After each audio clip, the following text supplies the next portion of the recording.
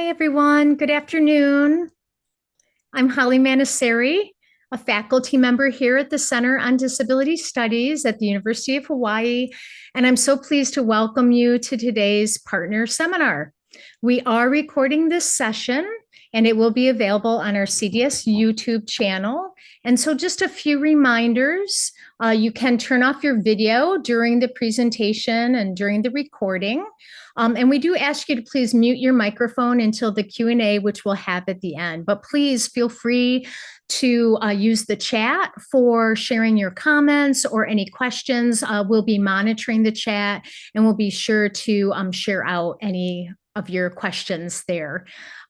We've also enabled the caption feature, so let us know if you need any assistance with viewing that.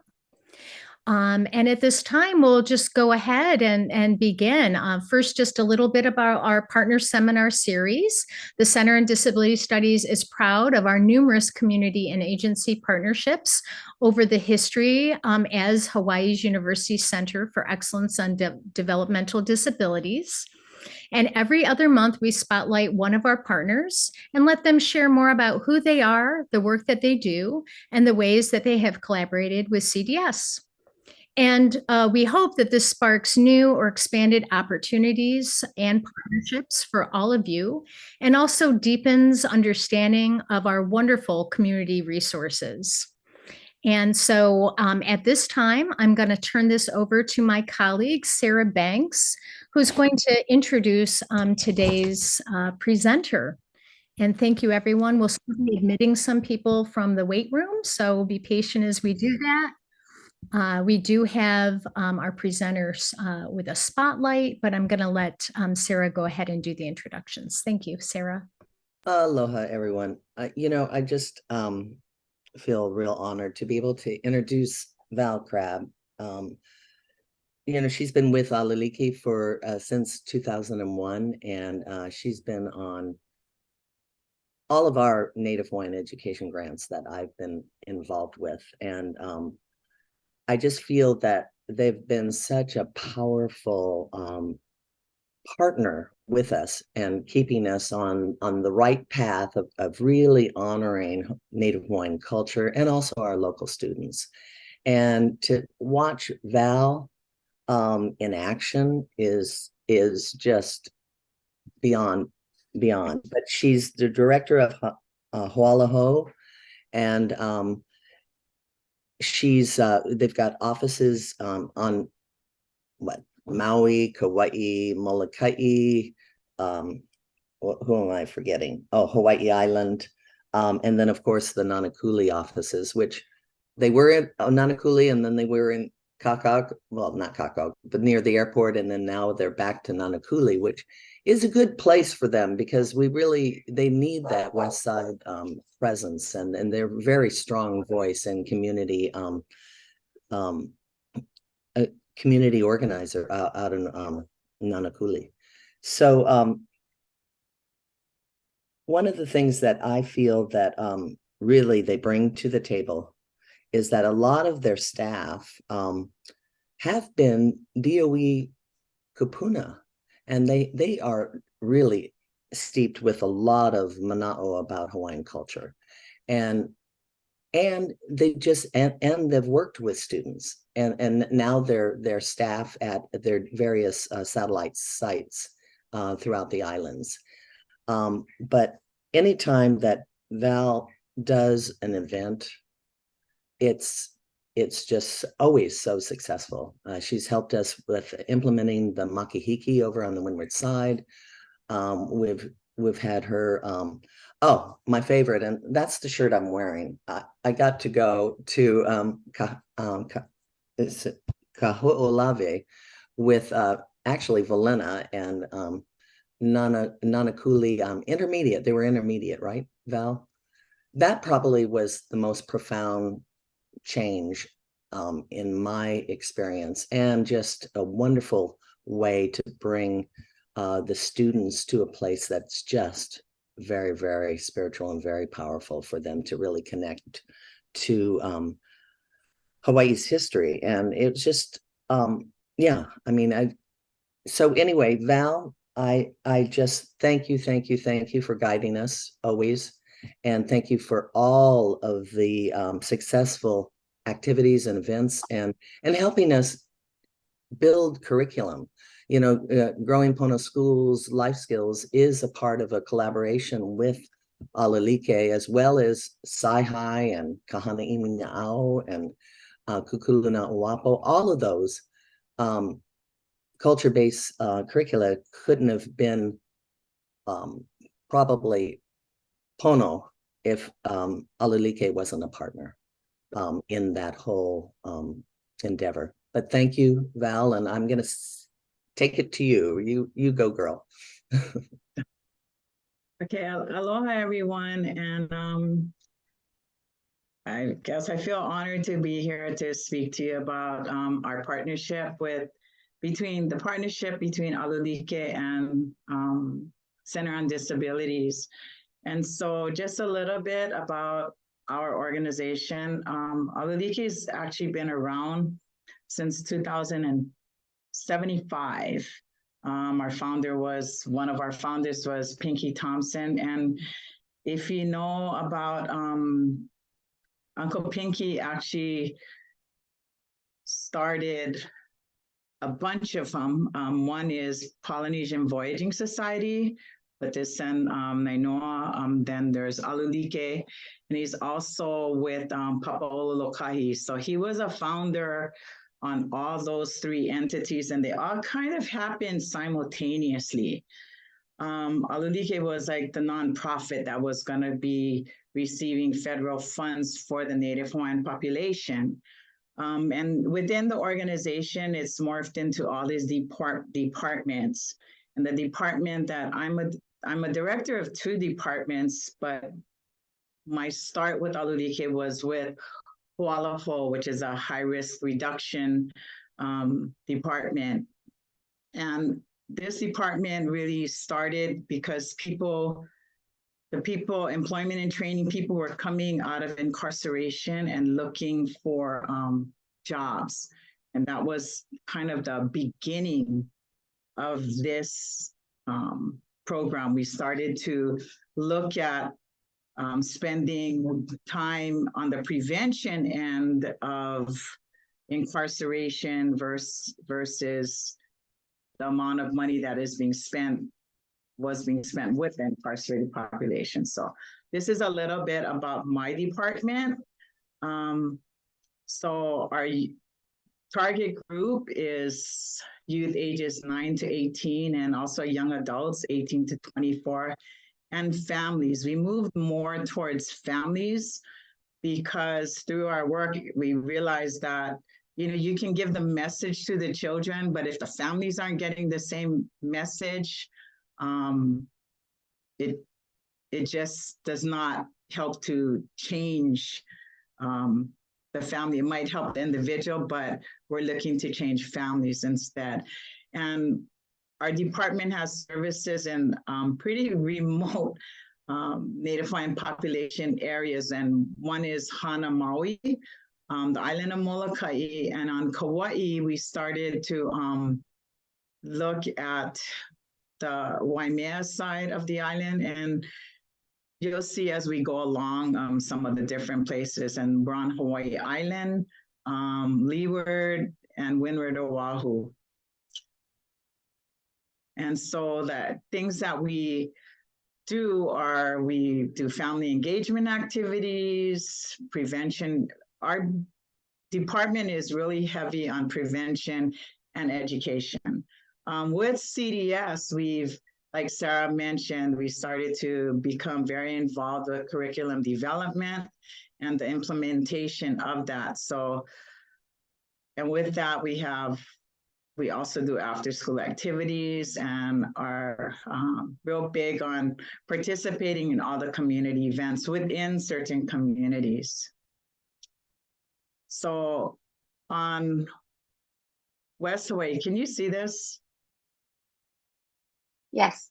Okay, so West Hawaii, so like Sarah said, sorry, let me back up a little. I started at Alu Like in 2001. And my work then was really just in Nanakuli. I was hired to work only in Nanakuli. And then in about 2011, my boss retired and recommended me to take his place. And so I opened up a program in Miloli'i, which is South Kona. It's the last fishing village, and no electricity, but they're getting, because a lot of people have moved to that side of the island, they have, even in Miloli'i, there's not electricity, but they have internet based on the people that live on the top of the mountain, if that makes any sense. And so the schools that we work with there is kōkua, which Kelly Roberts she was a board member at the beginning of the school. But in Miloli'i, they host a school. It's one of the satellites. It's called Hipu'u Charter School, which is down in the village. And then we've also, from that program, we started to branch out to Ka'u. Ka'u is only maybe 45 minutes to an hour from Miloli'i, and Miloli'i is actually about an hour, maybe an hour, 10 minutes out of the Kona airport. So, but it's a high Native Hawaiian population. And when I took over, I wanted to open there just because my posture was to try to service and reach out to other communities that had a lot of Native Hawaiians that possibly weren't being served. And this is some of the Hipu'u Charter School kids. And every year they host this Lawai'a camp. This past year was their 11th year. And they're known for their opelu fishing. And they go out and do that in either boats or the canoes. And we go to the island of Maui to a place called Hana. When I first took over, our Hana program actually existed, but in the first year I drove in and out of Hana maybe 4 times, and that road is not nice. But to get people set up. And so we have 2 staff there, and they're funded on grants. You'll see that most of their funding comes from the Alcohol and Drug Abuse Division, and this year, Office of Hawaiian Affairs. There's only really 1 school in Hana, and that school is Hana L and high school and elementary, something like that. And I think there's like a school population of maybe 300 children, not that many.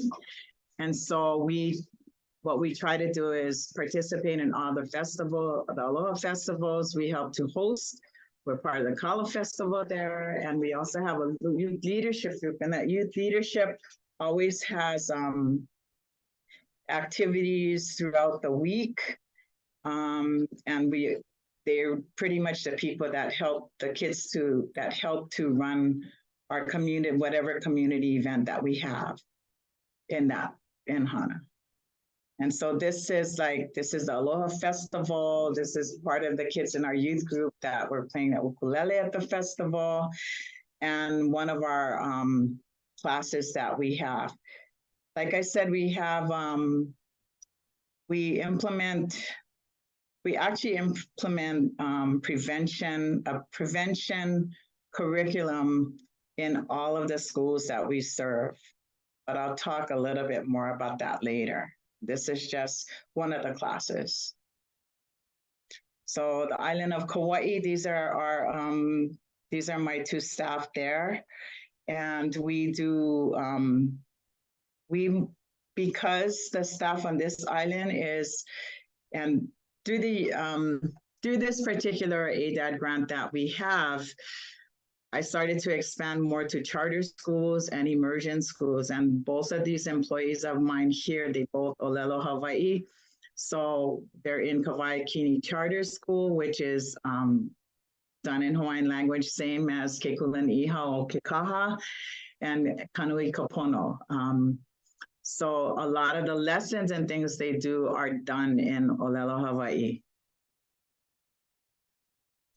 We also have, in all the community events, this would be one of the setups, you know, that we would have our youth participate and run the booth, because oftentimes when you're in a community event, the staff, if you're the person running the booth, it's really hard to run activities and everything and talk to each individual. So we kind of like to have our youth run the booth, and then we're able to more collaborate and talk with the other people that are at the particular fair. Just recently, I hired somebody on the island of Molokai. And so this is our partnerships right now. We just finished our education classes in Ho'omanaho, which is really more, they're the high-risk youth that kind of are more like alternative learning school for middle to high schoolers. So they're not really, they have like a separate campus. And then we have, and Kanakakai Elementary just finished those two. We'll be moving into Kuala Poo. This particular person also is Olelo, Hawaii. And so within Kuala Poo School, that's where the immersion school is housed. So we will be doing our services in both English and in Hawaiian. And one of the family activities that we do always on the island of Molokai, we have an office that is on an 11-acre DHL ag lot. And we have families that come, we harvest, we grow kalo there, and we have a homeschool that's been maintaining the kalo. And so we provide the kalo for a lot of the kupuna. And then we also bring in the families to participate in pounding their own poi at this property. Then we go to Nanakuli. This is where my office is now. I just recently hired 2 staff. This is all the different our funding sources and all the different schools that we're serving right now. Elsie is in charge of our, we have a foster grandparent grant, and that puts senior volunteers in the classroom. And so through our other prevention efforts, we were able to have them become that extra body in the class with us. So wherever we're able to do that, one is at Kipapa School, we do that. And we will be adding them with our staff in Nanakuli and in Kamalani as well. And one of them was coming with me to Hakipu, which is on the windward side. Oh, and I think she came to King Intermediate. Yeah, she came to King too. She was great. Yeah. Okay, so and more recently, our Nanakuli office got a huge facelift from a community grant that we were awarded through Spectrum. And so in our office, they redid everything, added, fixed our 2 ACs, painted the inside, painted the out, provided all of these things. And so this class right here that's going on is actually, we brought in a speaker for some of the high school athletes. And those high school athletes were in this NCAA eligibility clearinghouse, because for athletes to get scholarships, you have to enter the clearinghouse. And so this is Darren Hernandez. If you've seen him on OC16, he came and did the presentation. He's a football coach at Kapolei High School, but even though his maybe his teams are not don't win a whole lot of championships, he's put so many students through college, and they've all actually finished. And so I mean, I think he's done an amazing job. Like I said, outside of a win and loss record from coaches, amongst coaches, I feel he's won a lot in the amount of students that have completed college because of his influence. To the left, like I told you, we do a lot with the prevention education. And this is a sign waving activity that we did in Nanakuli. Some of the people, the man that you see in the kind of the mint green shirt, a while back, there was the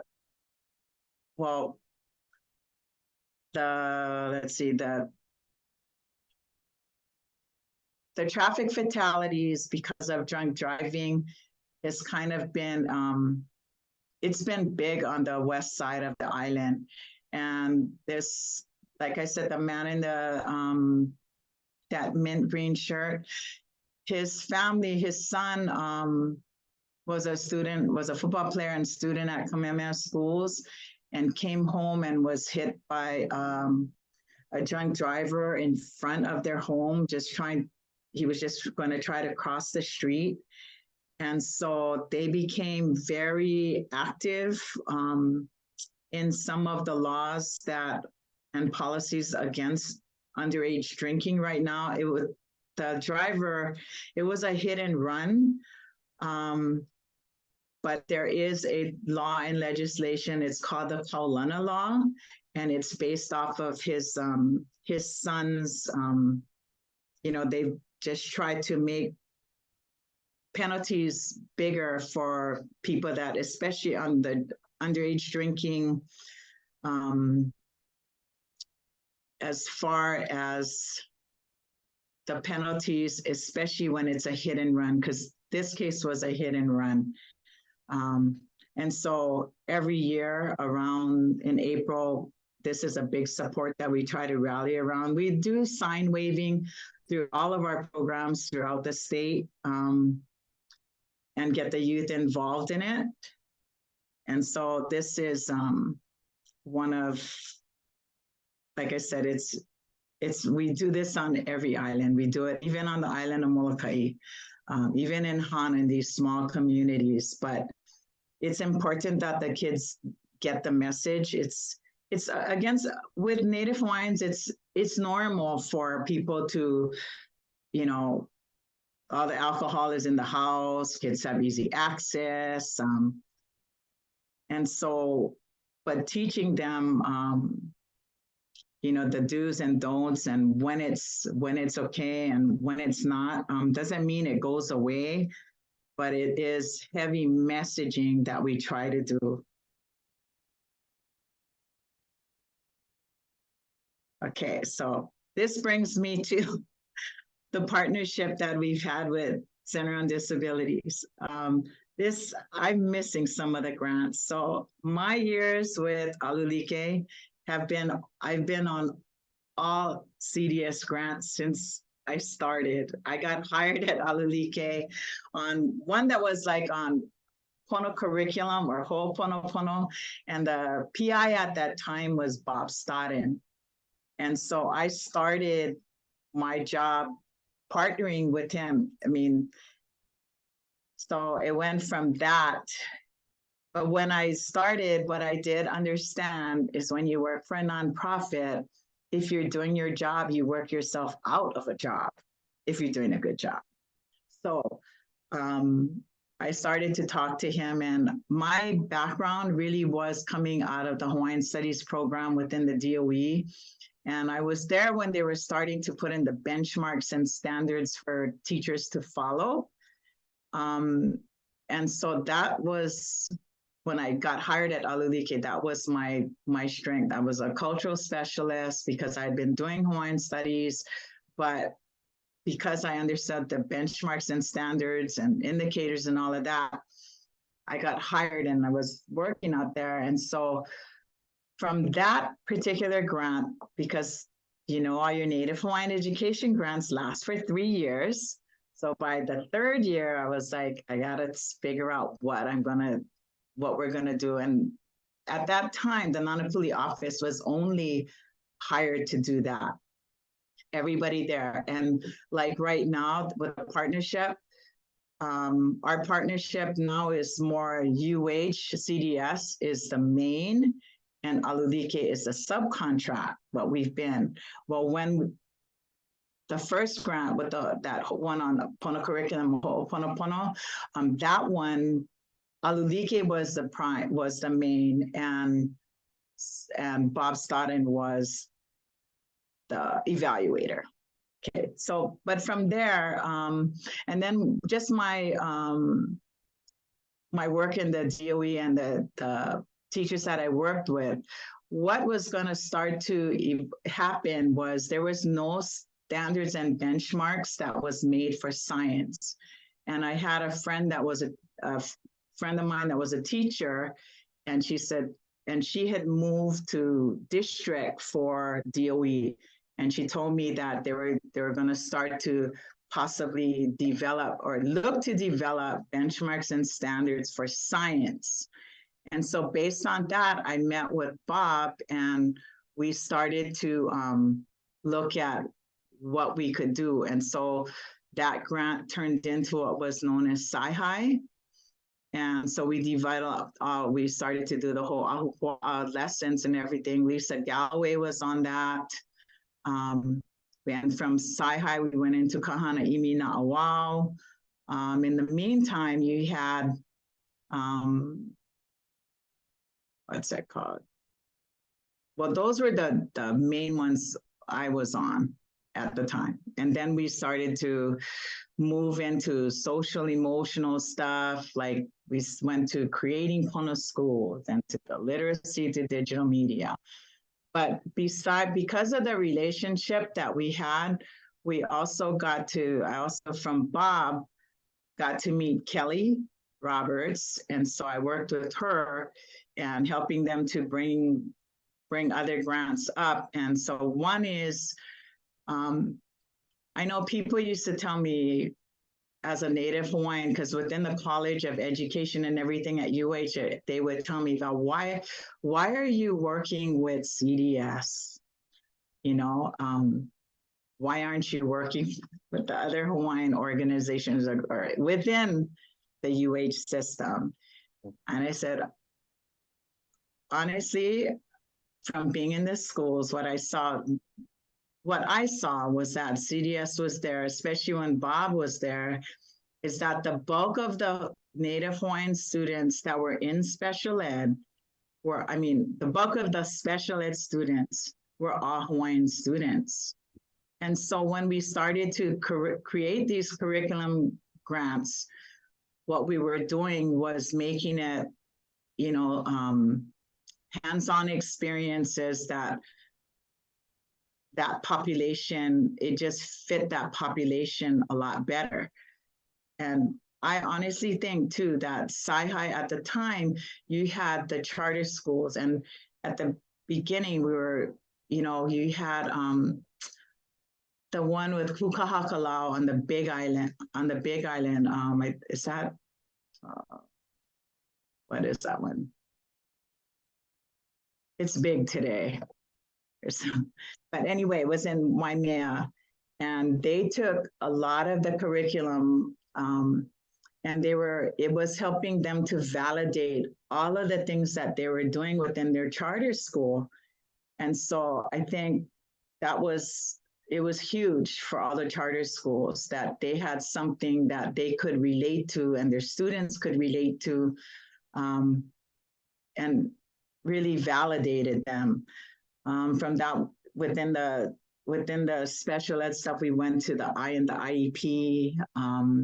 There's another curriculum that we were developing through Olomana School for the kids that were incarcerated. And I believe Janelle was on that. I can't even remember what the name of it was.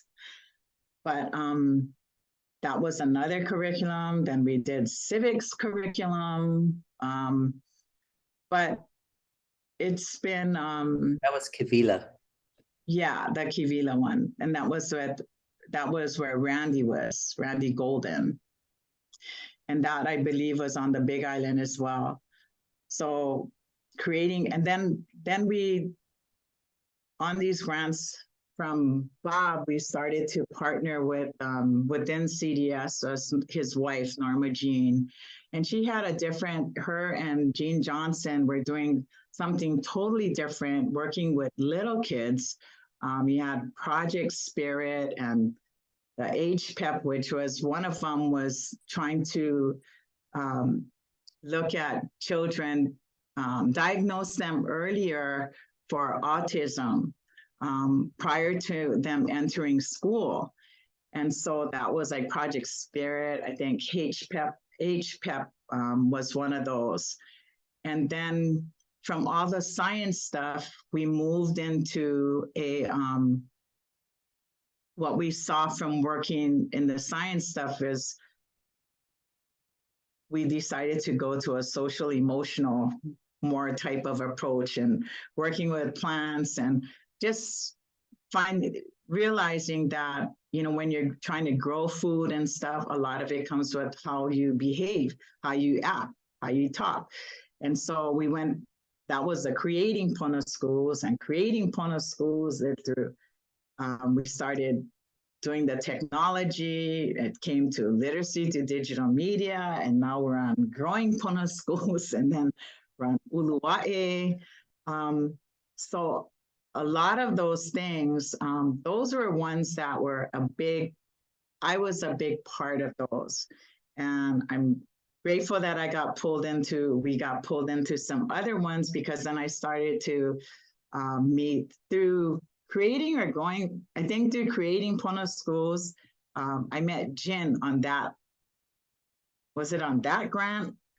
And then Kiriko came in, and so there's the math stuff. And then Ho'okui, I got to work with Lisa. So I've worked with, I think, so many different people within CDS. And that partnership has been, it's been great, I think, for both of us. I can speak on my end. It's been great for Alu Like, and one of the big curriculums that we did too, which we took, was really tough, was Pono Choices, which is where I met Holly. And then that's went through this whole legislative thing. But now it's actually a curriculum that they're using as one of the sex education formats within the school. And so that's Pono Choices. But outside of, this partnership has led to a lot of other types of funding for us within Alu Like, and jobs for some of my employees. So through Pono Choices, Naomi Manuel was the main person on my staff that worked on that, but she partnered with another person. I'm not sure if she was on the CDS staff or if she was with Planned Parenthood. But from that connection, she's now the CEO for the Epilepsy Foundation, which is that's definitely a step upward for her through some of these grants as well. I think I'm going to stop share on this. Well, you also met Tammy as an evaluator and on Pono Choice. But what I wanted to talk about is some of the other things that have happened. So through the literacy, through digital media, I've actually been able to get funding through IMLS, which is the Library and Museum Science, doing exactly the same thing. And so, through the partnership, that yes, there's the things that we have to do to meet all of the deliverables and everything, but we're also to be able to use that and build some capacity on our end, which I think from a non-profit perspective is huge. And we've been able to do that with the literacy through digital media. The other thing we've been able to do is a lot of the social emotional stuff and the growing Pono schools. Like I told you at the beginning, we implement a prevention and evidence-based curriculum known as positive action. And it's that positive action that we've been able to pull in the cultural components from growing Pono schools. And from that, it also meets the DOE standards of the Naho Penoa'o. And so now when we go to approach principals and schools to be able to teach the curriculum, we have so much to pull from. And we've been able to share it with other people, other organizations that are doing the same prevention work and looking to pull in the culture. The good and the bad of it is, the great is that it's accessible to everybody. The bad is that it's become what everybody's doing like us. I mean, and it's good. I mean, it has its perks, but what gets to be hard is that it's like, more people are getting the message. It's just that when it comes to funding, now the funding, we can't be the only ones at the bank. There's more people in the bank line applying for the same amount of money, to do kind of the same thing that they do. What's been great about it is that we have more people getting the message and teachers using the curriculum. More recently, so I've always been a person that's tried to get as much bang for my buck. I'm gonna try to throw in as much as I can. And so within, you have all the math concepts that they've been doing with Kapilina. And so I started to pull in some of those math concepts into our social emotional classes. When I talk about the positive and the negative, I do the activity that we have with the quilt patterns and how the positive and the negative, and even though we have the positive things, the negative, the outline can still become a very beautiful piece.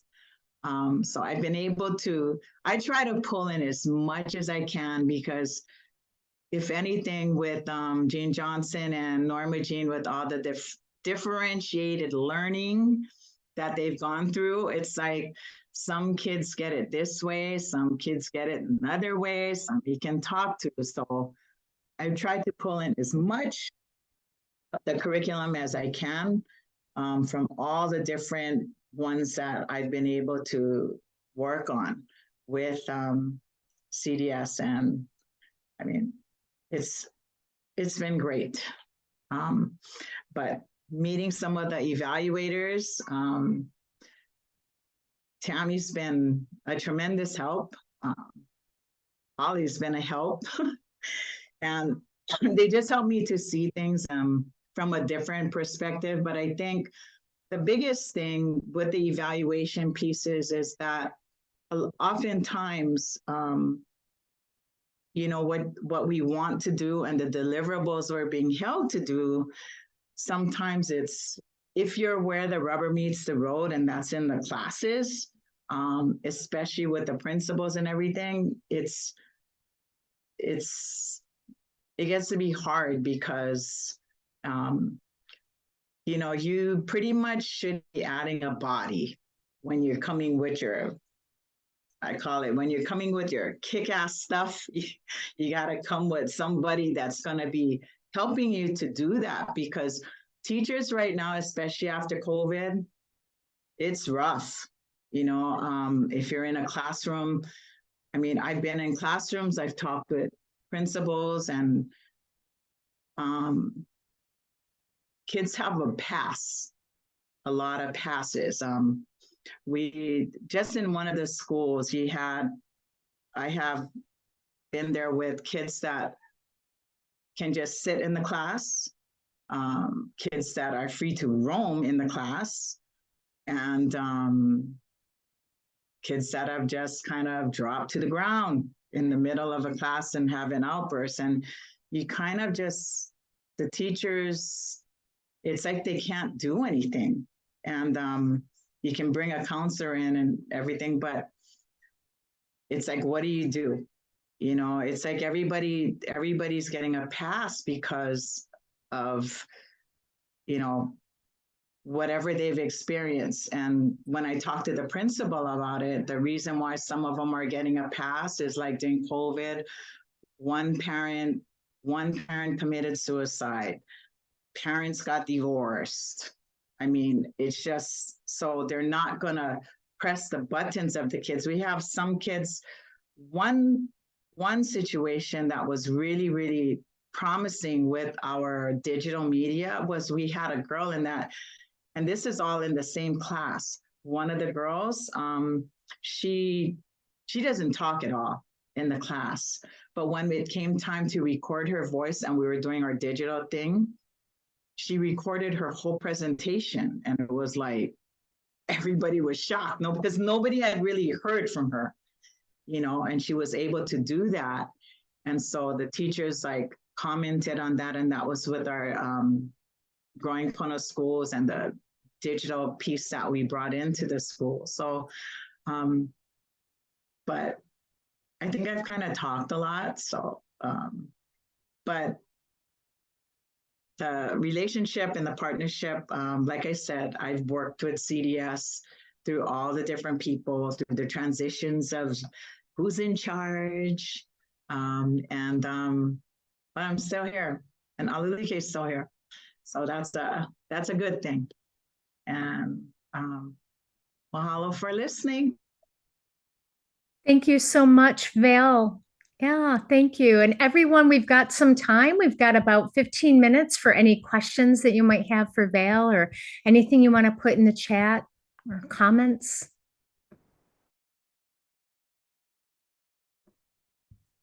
You can just unmute. Ask Val.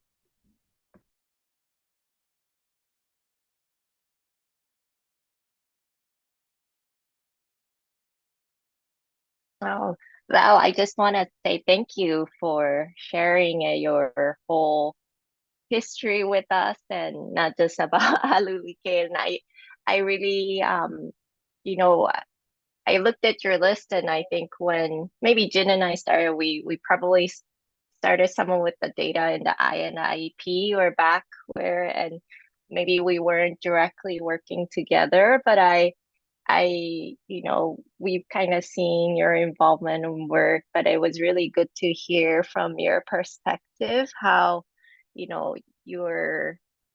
have been able to enrich our curriculum and projects together. And, we have come so far in ensuring that students with disabilities and those who are underserved Native Hawaiian students are also have this same opportunity as other students here. And I really appreciate you're always working together in collaboration. So, then I'm glad that we're recording this, because I think it's a part of the history, CDS history, that we can really cherish and pass it down. And I think it's really important for us to have partner like you and your organization. And I think there are a lot of it gave me also a lot more ideas on maybe how we can also support your other areas of work that you're doing in different parts of the island. So thank you again. Mahalo nui. I saw that there's a question from Susan Rocco with SPIN. So what is the SPIN conference? Oh, Susan, can you unmute? Hi, Val. So SPIN was an organization that DOE began funding back in the mid-'80s, and it was for families of kids with disabilities who were not getting good referrals to the services that their children needed. Did you ever meet Ivory Sinclair, Val? Well, she was one of our goddesses in the parent advocacy field, because she would do so much to make sure that kids got the services they needed. But she helped start SPIN. We actually sit in the Department of Health in an office called the Disability and Communication Access Board. And one of the activities we have is an annual conference where we pull in a lot of partners in the disability field, including the Center on Disability Studies. And sometimes we will have Hawaiian families join us, and sometimes we don't. I'm just wondering what you sense are some real key issues that they would like to know more about, because we're flexible in the kinds of workshops we offer, but they're all focused on empowering families to be the experts on their children and to promote inclusion of all kids who have gifts and talents to share with others. Just wondering what your thoughts are. And this is just my perspective now. What I see of the families that have to deal with kids that have disabilities is that, you know, they kind of really need support amongst their whatever their child's disability is. And the other thing I think is to provide, if you were having a conference, maybe the conference should be around more kind of respite and self-care for them. Because, you know, it's like taking care of, if you're a caregiver, you know, because that's what they pretty much are, but they still need a break, and they still need to take care of themselves. So if you could bring them all together so that there's both things going on simultaneously, something that's going to be good for all of the kids or the people with the disabilities, and then what's going to be good for the families at the same time. So you would have to bring them together and kind of split it and have things going on. To me, that's, you know,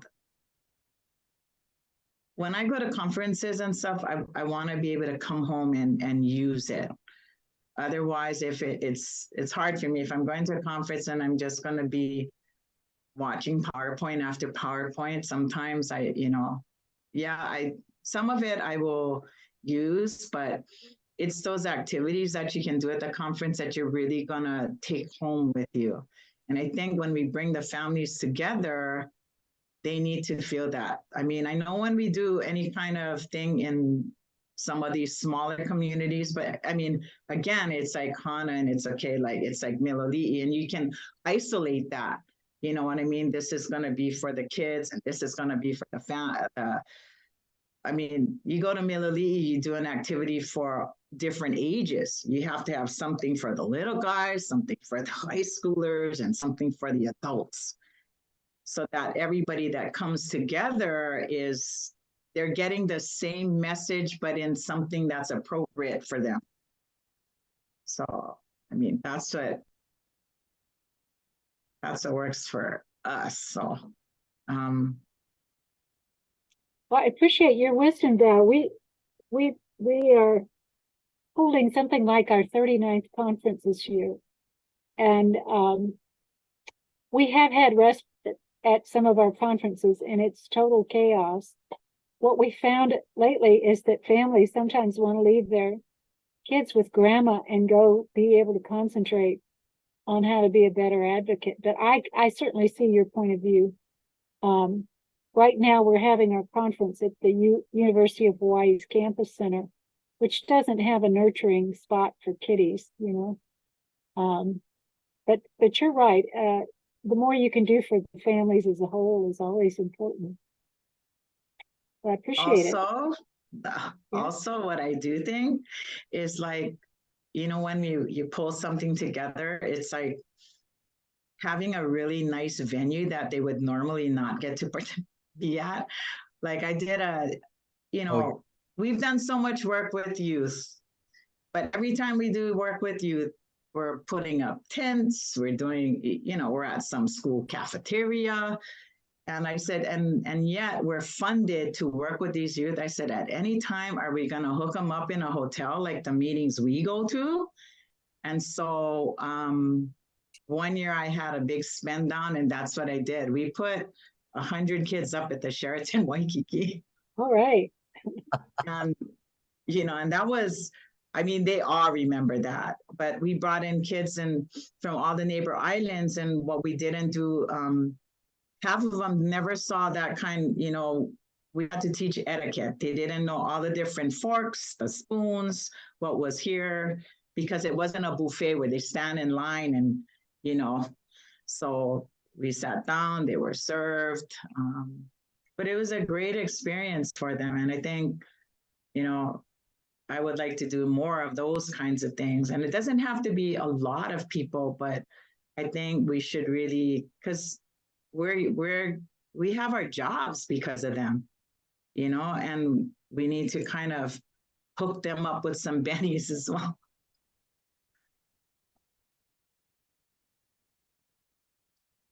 So Val, when I was thinking about what Susan was asking, and then also the story that you talked about with the iPad and the digital opportunity for that child with you know, a challenge to be able to speak, the iPad and the digital media kind of leveled the playing field for that child with a disability.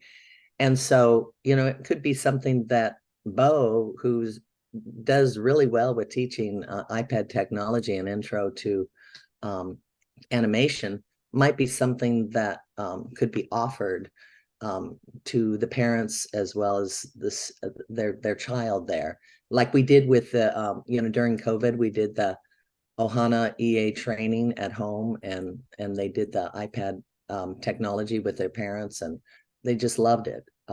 So I do feel that that is something that Alu Like could definitely, it's a possibility to explore.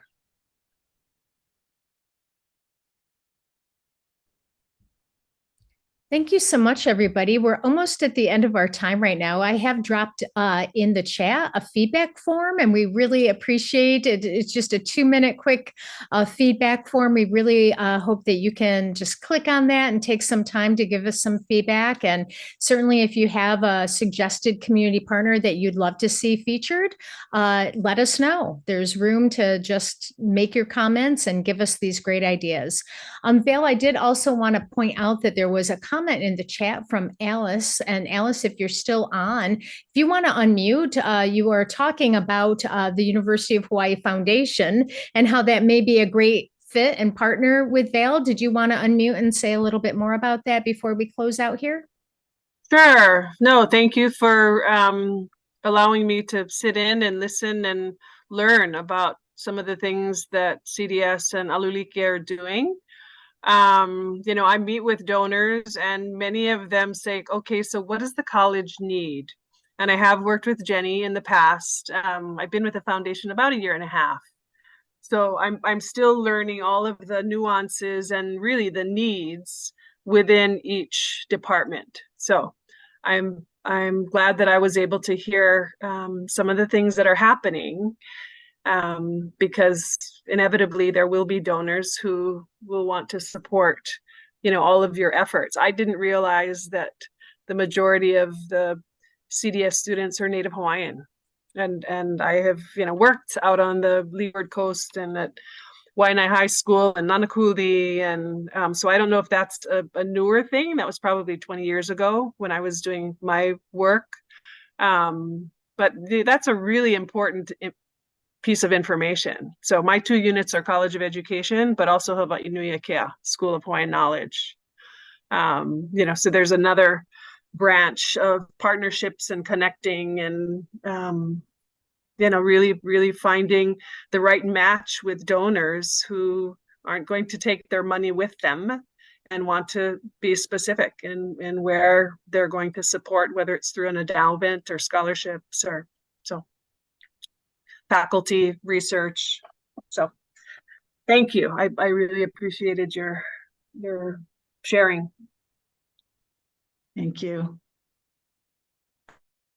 Thank you, Val. Thank you, Sarah. And thank you all for coming today. And this concludes our October partner seminar. Have a great day.